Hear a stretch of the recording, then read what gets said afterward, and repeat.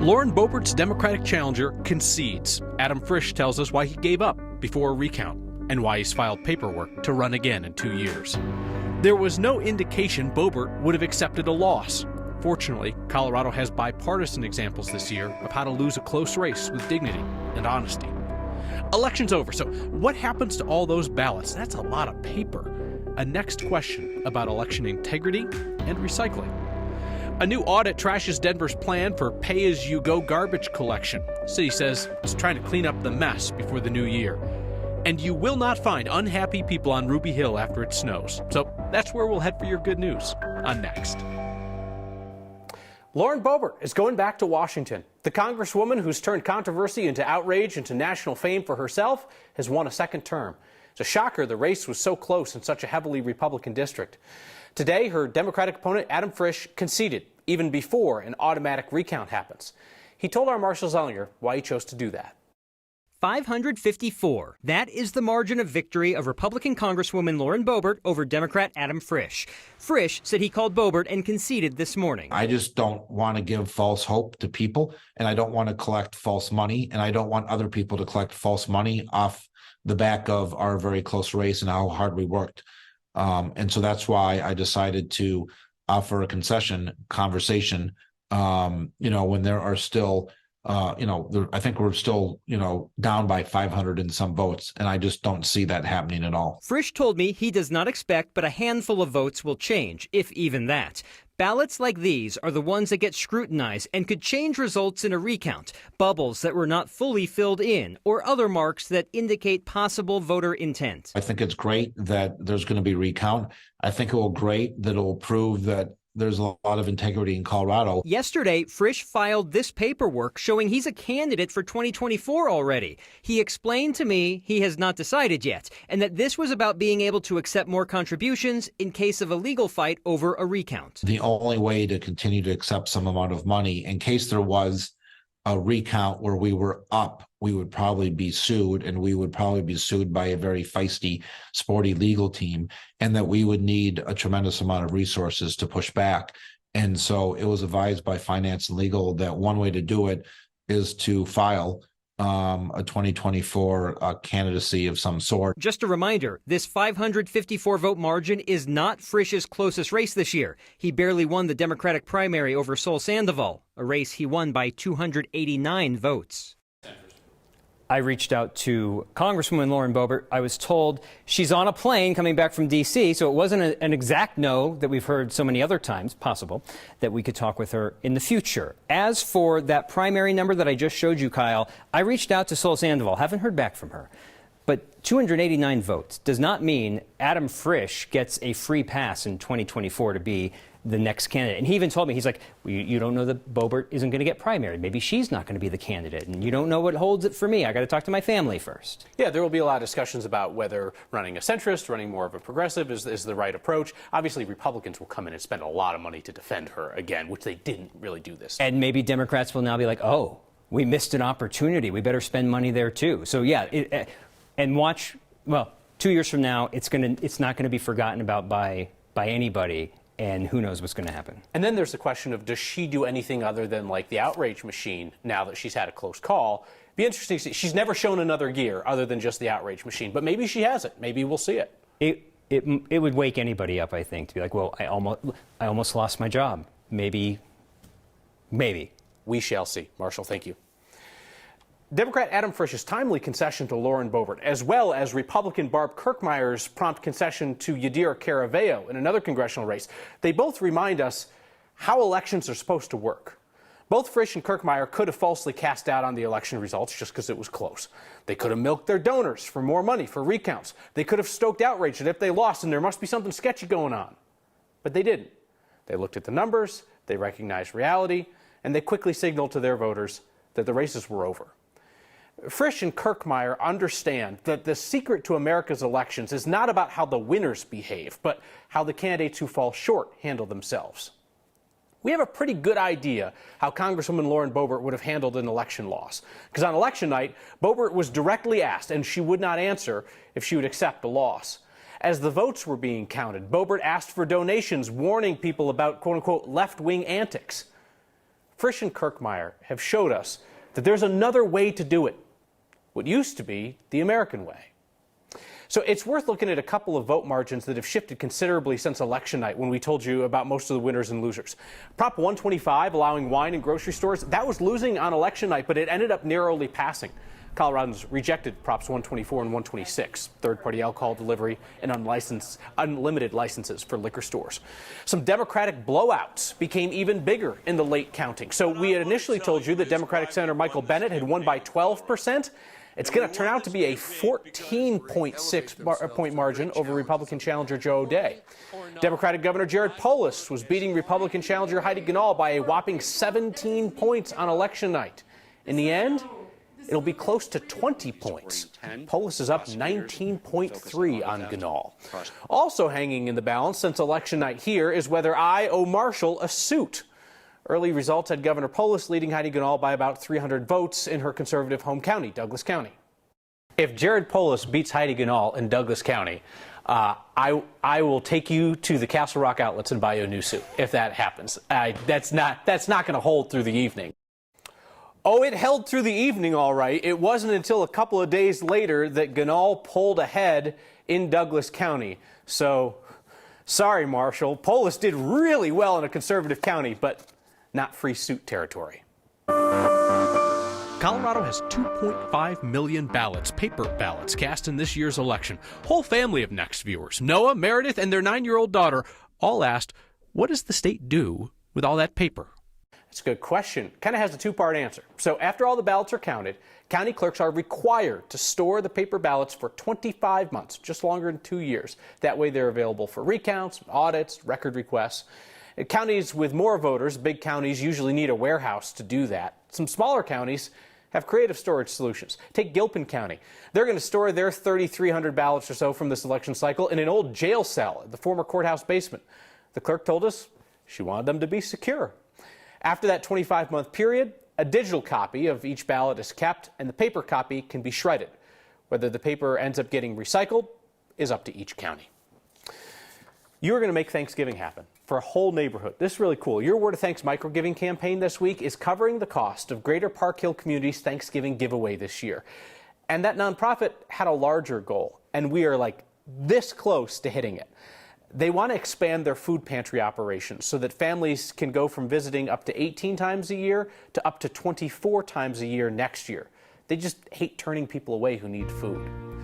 Your Word of Thanks microgiving campaign has raised almost $35,000 in the last couple of days. So if you want to be among the people who helps put us over that fundraising goal, I really think we can do this tonight. You scan the QR code on your screen to get that link to donate. You can also find the donation link in the next section of 9news.com, or you can find it on any of Next social media accounts. Your generosity this week is not just helping Thanksgiving happen for our neighbors in Park Hill. It's going to help sustain that small food pantry through all next year. That is really neat. Thank you. Denver's program to have people pay extra for trash collection hasn't started, yet an audit suggests it's not set up for success. And we'll slide into the weekend with your good news. If it's important to you and it's encouraging, well, then we'd love to hear it. Next.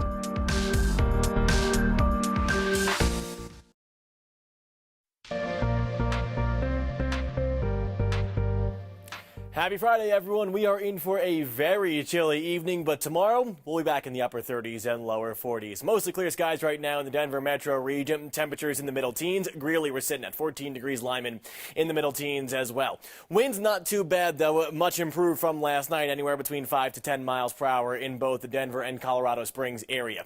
Maybe a few light flakes down towards Colorado Springs and out near Pueblo. Otherwise, we're going to be completely dry for tonight, especially for the metro region.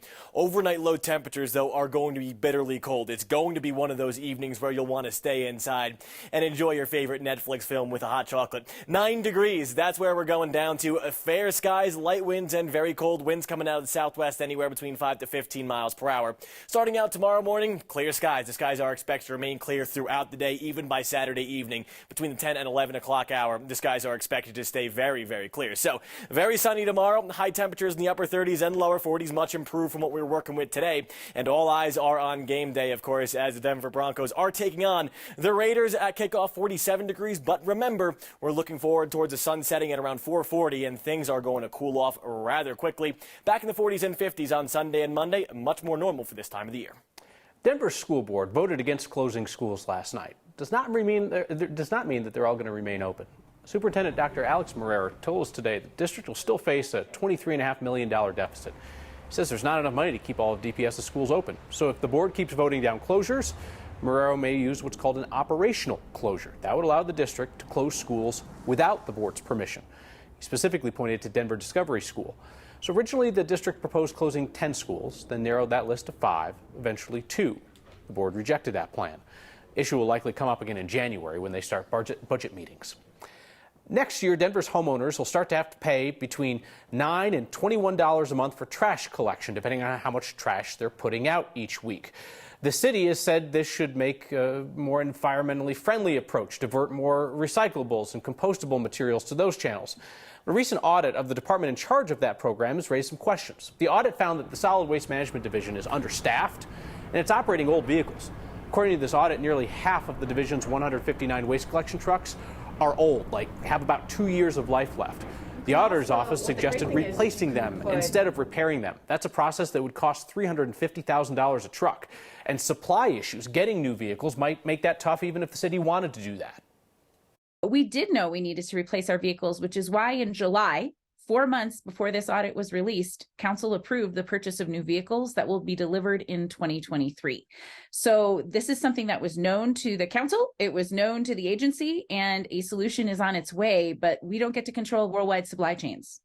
Denver's Department of Transportation and Infrastructure says at least 6 new trucks are coming in the spring. They're also offering recruitment bonuses and retention bonuses, trying to deal with understaffing. All of these various costs are going to add up. So the audit asks whether the trash collection payments that have been put in front of taxpayers, $9 to $21, are going to be enough to pay for it. The city says it will regularly review the program to see if they need to increase the cost. We are committing to doing a cost study no less than every 5 years. Certainly as prices go up, we'll have to look at that and make sure that those rates are covering increased prices. But for right now, the rates that we have in place cover the costs of expanding our program. Both the folks at Waste Management, that division, and Councilwoman Robin Knich told us they don't anticipate a cost hike for Denver's residents in the near future. Coloradans living next to large polluters say that they've been fighting health issues like cancer, asthma, migraine, diabetes. The state's Environmental Justice Action Task Force just submitted its final recommendations to the state on how they might address those problems. After 11 months of conversation, the task force sent its recommendations to the state legislature. It includes a request for long-term pollution levels to be studied across the state. They also want increased public health outreach in communities most impacted. There are Coloradans like Lucy Molina who say they know these impacts well already. Her family lives in Commerce City, close proximity to the Purina factory and Suncor and XL Energy. Everybody here knows we do not drink the water here. We do not cook with the water. It's normal to have cancer. It's normal to have migraines and bloody noses. That's normal. Well, it shouldn't be. We reached out to Suncor, Nestle Purina, and XL Energy. Suncor says its air monitoring found concentrations of compounds would not cause adverse health effects. Suncor also said that the calculated cancer risks in that neighborhood were deemed to be acceptable by the EPA and the State Department of Health. How about some warm feels on a cold night? Your good news takes us home. Next.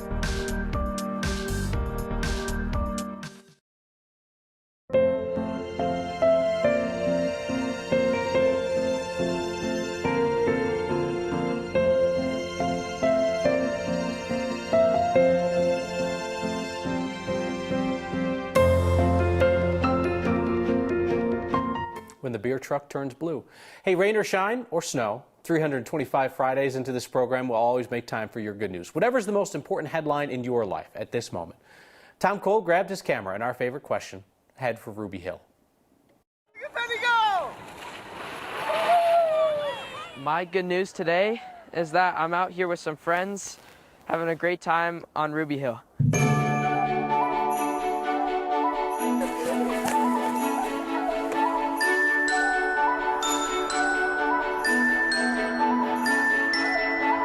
Today we just kind of took the day. It's a, kind of our, it's a me day. We just get a chance to kind of breathe and just enjoy this beautiful weather.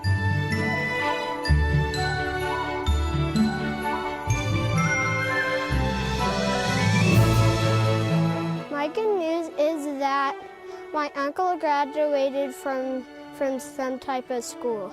My good news is that there was no school, and I came to hang out with my friend. My good news is I'm learning how to snowboard today.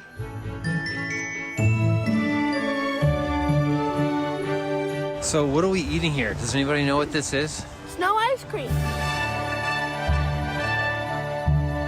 Is it yummy? It leaves you speechless. It's so good, huh? How do you like it? It's pretty yummy.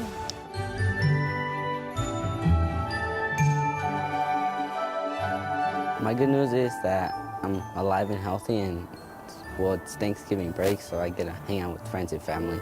My good news is that my mom has been preparing for her art show, which is called Metal Martyr, for so many months now, and tonight is the big opening, and I'm so happy for her. And most of my spelling tests, I get them right.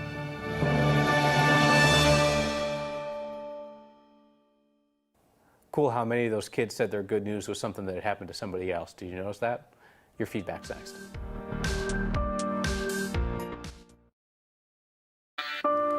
Can't tell you how many of your best examples of how not to Colorado have come from what you've seen on the roads. Viewer named Marn tells us that she wondered how the SUV in front of her was pulling off this little balancing act with 2 couches up there. You don't see ropes or bungees or nothing. And then she got a little closer and realized, oh, there is somebody up there holding on to that couch and holding on for dear life. Oh, please don't do that. And working smarter, not harder. That's the most Colorado thing we saw today. Ed Tyrell sent us a photo of a driver who appears to plow out their driveway as they back out in the morning. That's kind of ingenious there. You just attach that snowplow to the back bumper and there you go. Keep sending us pictures of people doing Colorado well or not. Either one will take. Email them to next@9news.com or use the hashtag HeyNext. So 2 years ago, a number of folks wrote in to explain that the reason why Lauren Boebert got elected was because of Next, because we had her on for an interview and we were to blame for getting her elected. Now we've got a number of folks writing in to say that we are the reason that she got reelected. Steve writes, I would like to personally blame Kyle Clark and Marshall Zellinger had they decided to host a debate for that race. I think Adam Frisch would have been elected. What a miss. As we've talked about here, we absolutely missed on that race, as did just about everybody else who observes Colorado politics.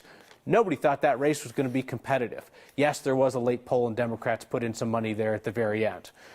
You can absolutely hang it on us for not holding a debate. It might have been the first time in 2 years that Representative Boebert responded to one of our inquiries.